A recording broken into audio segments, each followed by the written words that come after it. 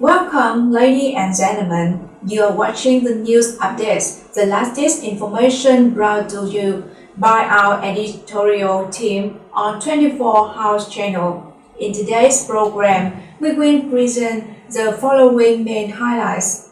Dear valued viewers, the people in mainland China are currently feeling very anxious due to the increasingly frequent and mysterious phenomena occurring in the country. They live each day with restlessness and anxiety, praying to overcome these calamities and survive the hardships. It seems that the mainland residents are no strangers to the unusual occurrences that have become more frequent, but they cannot hide their concerns about the future and the constant dangers that threaten their lives every day. Today, a shocking piece of news emerged from China. Recently, monstrous tidal waves appeared on the Tian-Duong River. However, this time, the tidal waves had a red color resembling blood, accompanied by thousands of floating fish, shrimp, and shellfish on the river's surface. Additionally, waves as high as hundreds of meters crashed onto the shore, resulting in hundreds of injuries. For more detailed information, please follow the upcoming news report. According to SCMP's report, at 9:15 a.m. 2 days ago, thousands of people flocked to the Tian-Duong River in Hangzhou, Zhejiang, China, to witness the sudden appearance of massive tidal waves. But unlike previous occurrences, these tidal waves were a vivid red color resembling blood, causing a sense of fear and horror among the onlookers. In the video, we can see that the tidal waves on the Tian-Duong River stretched for 145 kilometers in length and 110 kilometers in width. These waves, reaching heights of 18 meters, crashed onto the shore at a speed of 60 kilometers per hour, accompanied by tons of blood-like red water flooding the banks. The deafening sound, reminiscent of thunder, created a chilling and unprecedented scene. It is worth noting that the high waves striking the shore engulfed dozens of vehicles parked there, and even hundreds of curious onlookers near the wave barriers were injured by the waves. The authorities immediately tried to disperse the crowd but seemed helpless against the curiosity-driven people. This phenomenon marks the second occurrence of red tides in the country. On the same day, residents and tourists near Daimai Beach in Shenzhen, Guangdong, witnessed a rare event, a red tide. This red tide spanned hundreds of meters in length and tens of meters in width. Red tides carry toxic substances that hinder respiratory function and cause the death of marine creatures such as shrimp, fish, and shellfish, causing severe damage to the survival of marine life. Faced with the concerns and speculations of the residents, the Beijing government promptly assured the public that the environmental pollution was the main cause of this outbreak of red tides. There are several reasons for this natural phenomenon, known as algal blooms. Depending on the type of algae, seawater can take on colors such as red, green, yellow, or brown.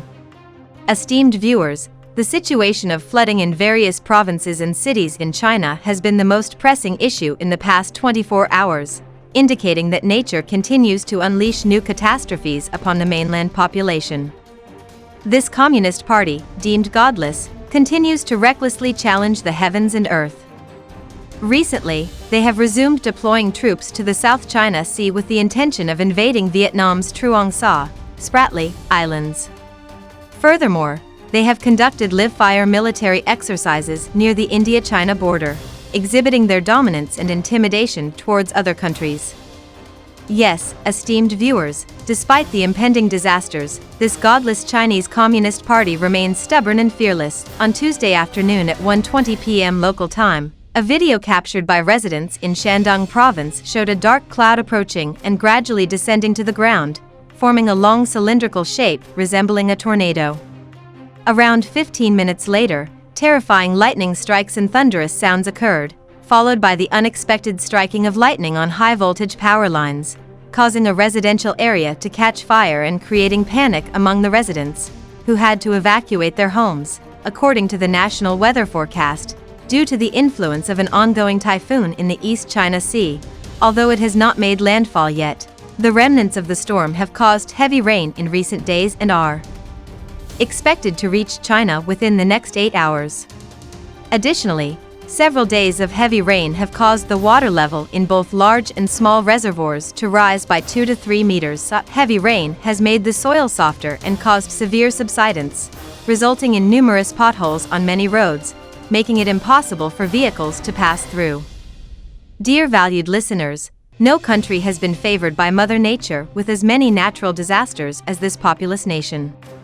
According to statistics from the Chinese Emergency Relief Department, the direct economic losses of the country have reached $20 billion, with approximately 600,000 houses collapsing and the death and disappearance of up to 2,000 people. This serves as a warning to the Chinese authorities, as they have always harbored wicked intentions in their minds, striving to conquer both heaven and earth, regardless of any means necessary, in order to dominate the world. Their cunning tactics surpass all others, but Xi Jinping and his faction have taken advantage of the unfortunate situation in the country and the sorrowful tears of the people, pretending to be pitiful victims, begging other countries for help. Meanwhile, a classified piece of information has been revealed. Xi Jinping has never made an effort to provide assistance to the citizens or address the aftermath of natural disasters. Instead, he only concerns himself with the realization of his Chinese dream, even as the country suffers from the heavy retribution of nature. Dear viewers, there is another related piece of information that demonstrates the extraordinary high tide in the eastern part of the East China Sea. In the peak area, water levels have risen from 8 to 12 meters, resulting in sea waves transforming into towering tsunamis. Many internet users commented, "This is terrifying. Mainland China is about to be wiped off the world map. Perhaps heaven is punishing the Chinese Communist Party, and the world will finally experience true peace." For centuries, China's response to fierce rivers and flood seasons has been to try to control the flow by building dams and channels. The Chinese National Climate Center keeps records of natural disasters dating back 500 years, and most years have experienced major floods. The situation has worsened due to China's rapid urbanization, with many previously flood-prone plains now transformed into residential areas and factories. Therefore, the Chinese government is trying to find new solutions on the northeastern fringe of Heilongjiang, around the massive new International Exhibition Center in Chaolu District, designed as a sponge city. Chinese cities are prone to flooding because much of the area that used to absorb rainfall, such as grasslands, forests, and lakes, has been paved over, causing rainwater to flow directly into the drainage system.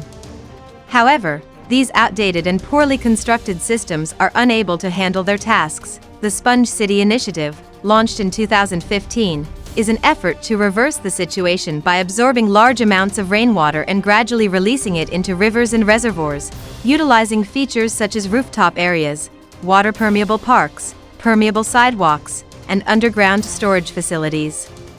The plan aims to absorb or reuse 70% of the rainfall that falls on 4/5 of China's urban land area. You need to give space back to water. We should consider water as a precious resource rather than an enemy, as quoted by Mr. Yu Kongjian, a professor of landscape architecture at Peking University, according to Bloomberg. Yuelai is one of the approved pilot areas. The park and exhibition center are located lower than the surrounding ground to collect rainwater filtered through aquatic plants.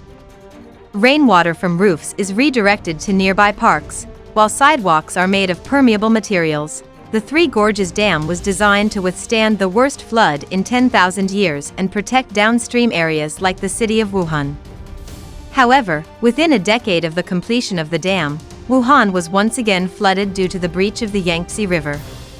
Flowing along the Yangtze River, Wuhan was once known as the City of 100 Lakes, capable of absorbing the annual floodwaters of the longest river in Asia. But over the past 30 years, about 3/4 of these lakes have been filled for construction purposes. China has lost most of its natural wetlands along the Yangtze River.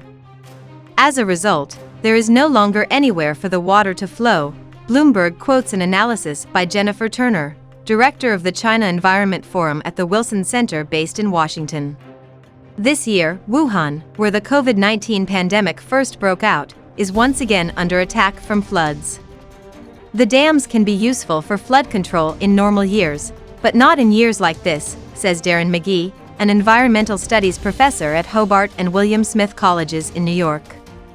The Three Gorges Dam can hold a significant amount of water, but it cannot contain the entire flow of the Yangtze River.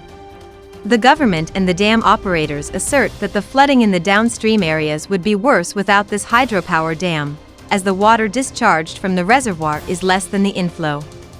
When the floods swept through southern China in December 2022, the National Development and Reform Commission pledged to invest 1.29 trillion yuan, approximately 184.38 billion US dollars, in 150 large-scale water projects in the coming years. This means the construction of more dams, reservoirs, and embankments. Currently, the banks of the Yangtze River and its tributaries have an estimated 34,000 kilometers of embankments, longer than the length of the Great Wall. This policy has saved many lives. Flooding remains the most challenging natural issue for Chinese authorities. From 1950 to 2018, more than 280,000 people were killed, and 9,600 hectares of crops were lost due to floods. That concludes our new bulletin from 24 Hours channel. Thank you all for your attention and viewership. Please leave your feedback in the comment section below for us to the respond promised day. Goodbye and see you again.